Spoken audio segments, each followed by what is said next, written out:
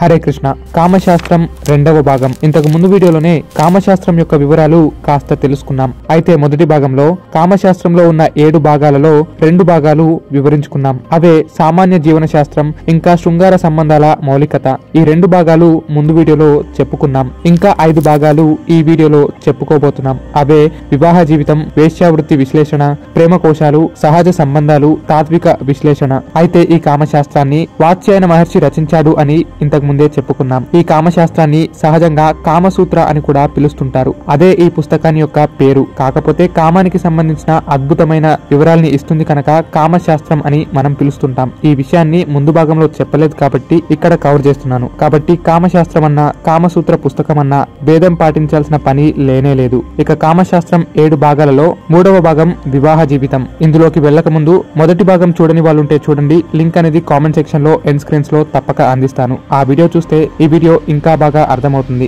So కామశాస్త్రంలోని 3వ భాగమే వివాహ జీవితం. వివాహం ఇది కేవలం ఒక సామాజిక ఒప్పందం కాదు. ఇది 2 మనసుల, 2 ఆత్మల, ఇంకా 2 జీవన మార్గాల యొక్క పవిత్ర మిలనం. ఇక రతిక్రీడ అంటేనే దంపతుల మధ్య పరస్పర గౌరవాన్ని వివరించే భాగం. వాత్స్యాయనుడు వివాహాన్ని రతిక్రీడకు ఫౌండేషన్ గా చూస్తాడు. ప్రేమ, గౌరవం మరియు శృంగారం ఇది దాంపత్య జీవితంలో ఒక దివ్యమైన త్రిభుజం అంటే ట్రయాంగిల్. ఈ భాగంలో భార్యాభర్తల మధ్య సంబంధం ఎలా ఉండాలి, రతిక్రీడను ఎలా బ్యాలెన్స్ చేయాలి, ఎమోషనల్ ఇంటిమేసీ ఎలా పెంచాలి అనే ప్రశ్నలకు సమాధానాలు ఉన్నాయి. వివాహంలో శృంగార స్థానం అంటే role of kama in marriage. ఇది trust, affection and emotional bonding కి మార్గం. దీన్ని ఫోర్స్డ్ గా కాకుండా స్పాంజినస్ గా చూడాలి అని వాత్స్యాయనుడు అంటాడు. అయితే రతిక్రీడకు ముందు పరస్పర గౌరవం అవసరం. ఒకరి కోరికలు, భావాలు, అభిప్రాయాలు గౌరవించాలి. ఫిజికల్ యూనియన్ కి ముందు ఎమోషనల్ యూనియన్ చాలా అవసరం. ఇద్దరి కోరికలలో సమతుల్యత ఉండాలి. దీనిలో సంభాషణ, అనుబంధం కూడా ముఖ్య పాత్ర పోషిస్తాయి. రతిక్రీడకు ముందు ఓపెన్ కమ్యూనికేషన్ అవసరం. ప్రేమను వ్యక్తపరచడం, భావాలను పంచుకోవడం వంటివి చేయాలి. ముందుగా మనం పురుషార్థ సిద్ధాంతం తెలుసుకోవాలి. ధర్మార్థ కామ మోక్షములే 4 పురుషార్థ సిద్ధాంతాలు. అంటే మనిషి తన జీవితంలో ధర్మాన్ని, అర్థాన్ని, కామాన్ని, చివరిగా మోక్షాన్ని పొందాలి. ధర్మం అనే మాట పక్కన పెట్టేసి అర్థం, కామం వెనకే పడుతున్నారు నేటి యువత అంతా. కానీ విషయం ఏంటంటే అర్థాన్ని అంటే సంపదను, కామాన్ని అంటే కోరికను, వీటిల్లో కూడా ధర్మాన్ని పాటించాలి. సో ధర్మంగా జీవించటం, ధర్మంగా సంపాదించటం, ధర్మంగా కోరికలు తీర్చుకోవటం, చివరిగా మోక్షం పొందటమే మన లక్ష్యం. సో మోక్షం కాసేపు పక్కన పెడదాం. పెళ్లి మండపంలో పెళ్లి కొడుకు పెళ్లి కూతురికి తాళి కట్టేటప్పుడు 3 ముడులు వేస్తాడు. ఆ 3 ముడులకు అర్థమే ధర్మం, అర్థం, కామం. ధర్మేచ అర్థేచ కామేచ అని వినే ఉంటారు కదా. అంటే వివాహం తర్వాత భార్యాభర్తలు ఇద్దరు ధర్మాన్ని, అర్థాన్ని, కామాన్ని సమానంగా పంచుకోవాలి అనేదే ఇక్కడ మీనింగ్. అంటే భార్యాభర్తలు సంపాదించే ప్రతి రూపాయి ఇద్దరికి చెల్లుతుంది. వారి కోరికలు కూడా ఒకరితో ఒకరు పంచుకోవాలి. అసలు భార్యాభర్తల మధ్య ఎటువంటి సీక్రెట్స్ కూడా ఉండకూడదు. అప్పుడే వివాహ జీవితం బాగుంటుంది. సో ధర్మం, అర్థం, కామం ఈ 3 పంచుకోవాలని 3 ముడులు చెబుతున్నాయి. ఈ 3 పంచుకోకుండా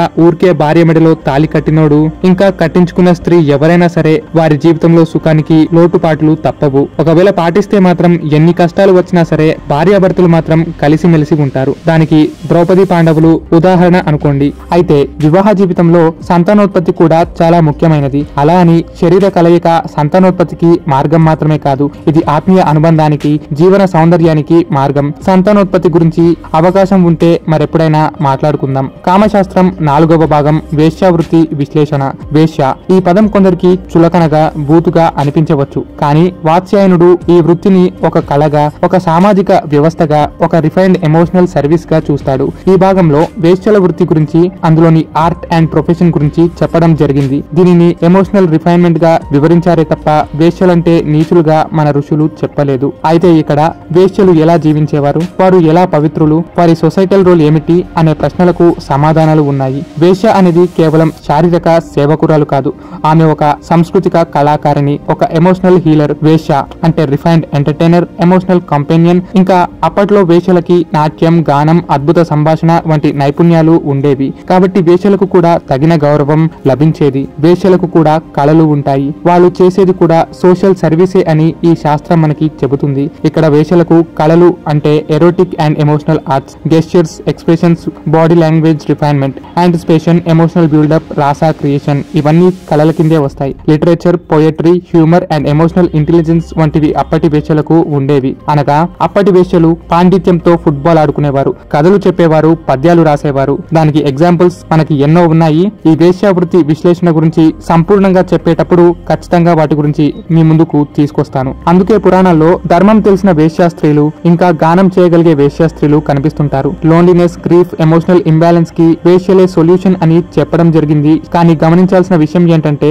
వేశ్యలను గౌరవించమని పురాణాలు చెబుతున్నాయి, కానీ వేశ్యల దగ్గరికి వెళ్ళమని మాత్రం చెప్పట్లేదు. అలా చేస్తే కామభోగాల్లో మునిగి చివరకు సర్వనాశనం అవుతారనేది ఎప్పటికీ గుర్తు ఉంచుకోవాల్సిన విషయం. ఏదో పూట గడవకనో, డబ్బు లేకనో, లేక బలవంతంగానో ఈ వృత్తిలో చేరిన స్త్రీలు ఉంటారు. కాబట్టి ఇక్కడ స్త్రీలని కించపరచలేదు. అలా అని అటువంటి వాళ్ళ దగ్గరికి వెళ్లేవాడు మాత్రం నాశనం అవుతాడని పురాణాలు చెబుతున్నాయి. అలాగే ఇక్కడ నేను వేశ్యావృత్తి గురించి కేవలం పుస్తకం ఆధారంగా మాత్రమే మాట్లాడుతున్నాను. అది మాత్రం మర్చిపోకండి. ఈ ఘట్టం వేశ్యలను చులకనగా చూడకూడదు అని చెప్పడానికే తప్ప నా సొంత అభిప్రాయాలు ఏమీ లేవు. ఇక కామశాస్త్రం 5వ భాగం ప్రేమ కోశాలు. ఇది ప్రేమ కోశాలపై, శృంగార కళలపై మరియు శరీర భాషపై ఆధారపడిన భాగం. వాత్స్యాయనుడు రతిక్రీడను ఒక నాట్యంగా, ఒక సంగీతంగా, ఒక కళగా ట్రీట్ చేస్తాడు. ఇక్కడ రతిక్రీడలో expressions, gestures, timing and emotional buildup ఎలా ఉండాలో వివరించబడింది. ఇది కేవలం ఫిజికల్ యూనియన్ కాదు, ఇది రాస నిర్మాణం. ఇది ప్రతి స్పర్శ, ప్రతి చూపు, ప్రతి మూమెంట్ ఇవన్నీ రతిక్రీడను దివ్య ప్రయాణానికి తీసుకువెళ్తాయి. బాడీ లాంగ్వేజ్ అండ్ గెస్చర్స్, చేతుల కదలికలు, శరీర భాషలో రాస నిర్మాణం జరుగుతుంది. అంటే మొత్తం మీద ఇవంతా రతిక్రీడను ఎమోషనల్ జర్నీగా చూపిస్తాయి. అంటే physical pleaser and emotional depth గురించి తెలుపుతాయి. ఇవన్నీ ఆల్రెడీ వేరు భాగాల్లో రిపీటెడ్ గా చెప్పుకున్నాం. సో ఈ భాగంలోని ఇన్ఫర్మేషన్ బోల్డ్ టచ్ లో ఉంటుంది కాబట్టి ఈ వీడియోలో అయితే నేను ఎక్కువగా చెప్పట్లేదు. కామశాస్త్రం 6వ భాగం సహజ సంబంధాలు, ప్రేమ. అది కొన్నిసార్లు సొసైటల్ స్ట్రక్చర్ కి బయట కూడా పుడుతుంది. కొన్ని అనుబంధాలు, కొన్ని ఆకర్షణలు, కొన్ని స్పాంటేనియస్ ఎమోషన్స్ ఇవి వివాహ బంధానికి బయట ఉన్నా సరే దివ్యమైనవే కావచ్చు. వసంతంలో పూసే పువ్వుల్లా, అనుకోకుండా మనసులో మెలికలు తిరిగే గాలిలా, చూపు, మాట లేదా ఒక క్షణిక స్పర్శల ద్వారానే ప్రేమ అనేది పుడుతుంది.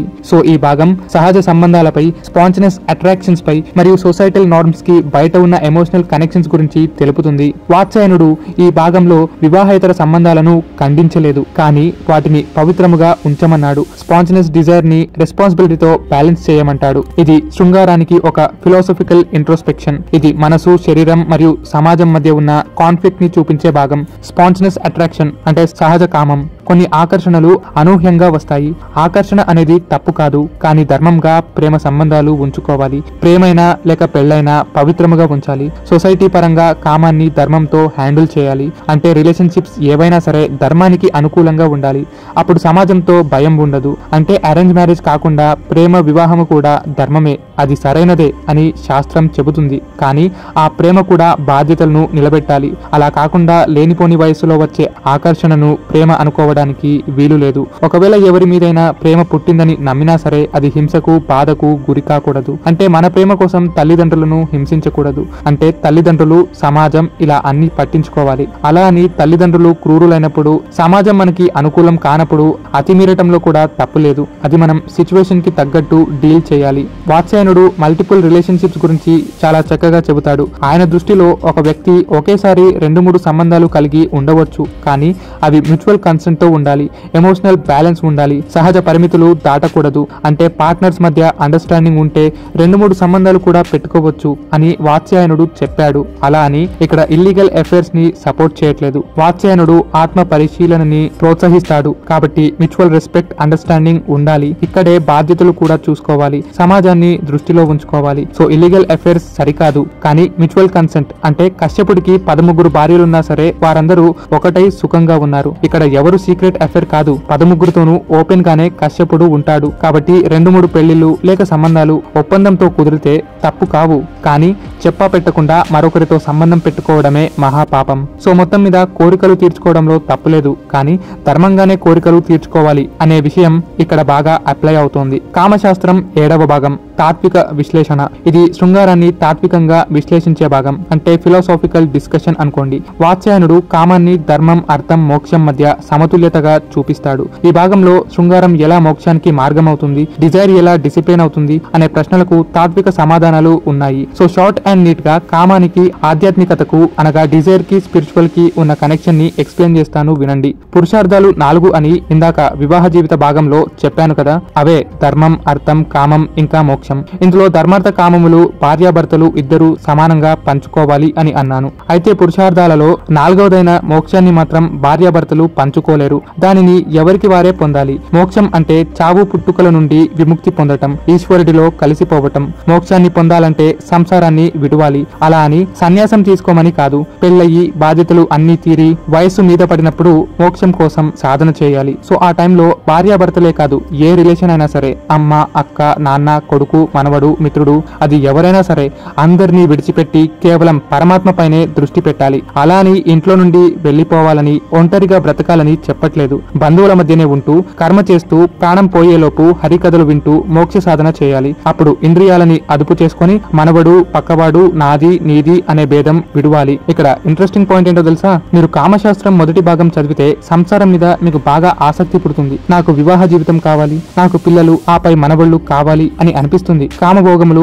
కావాలని అనిపిస్తాయి. కానీ కామశాస్త్రంలోని చివరి భాగాన్ని చదివితే మాత్రం అబ్బే ఎందుకు వచ్చిన జీవితం అండి, ఈ సంసారం ఒక అబద్ధం, దీనిని విడిచిపెట్టి తీర్థయాత్రలు చేసుకుంటూ వైరాగ్యంతో శరీరం విడిస్తే ఎంతో నయం కదా అని అనిపిస్తుంది. అంటే ఇంతసేపు భార్యాభర్తలు అలా ఉండాలి, ఇలా ఉండాలి, అలా సుఖపెట్టాలి, ఇలా సుఖపడాలి అని మాట్లాడుకున్నాము. కానీ చిట్ట చివర మానవుడు కోరికలన్నీ విడిచి ఆ పరమాత్మనే గుర్తించాలి. సో నేను మీకు కామశాస్త్రాన్ని అందించింది ఏదో మీరు సుఖపడండి, సుఖపెట్టండి అని కాదు. చిట్ట చివర అటు తిరిగి ఇటు తిరిగి మీకు భోగముల పేరిట మళ్ళీ మోక్ష బాటకు తీసుకురావటమే నా పని. అయినా మోక్షం అంత సులభం కాదు, కానీ ప్రయత్నం వీడకూడదు మిత్రమా. ఇక చివరిగా ఒక కన్క్లూజన్. కామశాస్త్రంలో కామానికి సంబంధించిన మంచి చెడులు రెండూ చెబుతారు. అలా అని చెడుగా ప్రవర్తించమని కాదు. ఇది ఒక అవేర్నెస్ పుస్తకం. ఇక ఈ కామశాస్త్రాన్ని ఎవరు చదవాలి, ఎవరు చదవకూడదు అనే విషయానికి వస్తే, కామాన్ని ఒక దివ్యమైన పనిగా చూస్తూ దివ్యమైన మనసుతో విశ్లేషిస్తూ ఈ పుస్తకాన్ని అందరూ చదవవచ్చు. కానీ కామం అంటే ఒక చెడు పనిగా అందరూ భావించడం వల్ల ఈ గ్రంథాన్ని ధైర్యంగా ప్రచారం చేయలేకపోతున్నాం. అసలు ఈ పుస్తకాన్ని రాసిందే పెళ్లి గిల్లి లేని ఓ బ్రహ్మచారి. కాబట్టి పెళ్లి అవ్వినవాడు, పెళ్లి కానివాడు ఎవరైనా సరే దీనిని చదవవచ్చు. కానీ చిన్న చూపుతో ఏదో చెడు దృష్టితో కామశాస్త్రం తెలుసుకుంటాం అనుకుంటే ఈ పుస్తకం మీకు సెట్ అవ్వదు. మైండ్ సెట్ బాగుంటే చిన్న పెద్ద ఎవరైనా చదవవచ్చు. కానీ ఆ మైండ్ సెట్ సరిగా లేకపోతే ఒంటరిగా సొంత పెత్తనంతో ఈ పుస్తకాన్ని చదవటం సరైనది కాదు. సో అలాంటి వాళ్ళు నా వీడియోస్ ద్వారా ఈ పుస్తకాన్ని తెలుసుకోవచ్చు. ఈ జనరేషన్ కి అర్థమయ్యేలా నేను ఈ శాస్త్రాన్ని అందించడానికి సిద్ధంగా ఉన్నాను. అప్పుడప్పుడు ఈ శాస్త్రం మీద వీడియోస్ అందిస్తూ ఉంటాను, ఫాలో అయిపోండి. సో దట్ మీరు ఒకవేళ సొంతంగా శాస్త్రాన్ని చదివినా సరే మీకు కొన్ని తప్పు ఒప్పులు కనిపించవచ్చు, లేదా మీ సొంత పెత్తనంతో మీకున్న మైండ్ సెట్ తో కొన్ని తప్పుడు అర్థాలు తీసుకోవచ్చు. సో అటువంటి సందర్భంలో నేను చేసే ఈ రీసెర్చ్ వీడియోస్ బాగా ఉపయోగపడతాయి. అండ్ మోస్ట్లీ నా వీడియోస్ లో ఎటువంటి తప్పులు దొరలకుండానే చూసుకుంటాను. కాబట్టి ఈ శాస్త్రం మీద ఆసక్తి ఉన్న వాళ్ళు కామెంట్ చేయండి, నేను కూడా తెలుసుకుంటాను. ఇక అలాగే హస్త సాముద్రికం వంటి శాస్త్రాలు కూడా మన ఛానల్లో అందిస్తూ వస్తున్నాం, అవి కూడా చెక్ చేయండి. ఇక మరెన్నో శాస్త్రాలతో కలుద్దాం. ఈ వీడియోకైతే ఇంతే. మహాభారతం, భాగవతం వంటి వాల్యూమ్స్ లింక్స్ కోసం కామెంట్ సెక్షన్ లో అందిస్తాను, చెక్ చేయండి. ఇక చివరిగా శ్రీ కృష్ణార్పణమస్తు.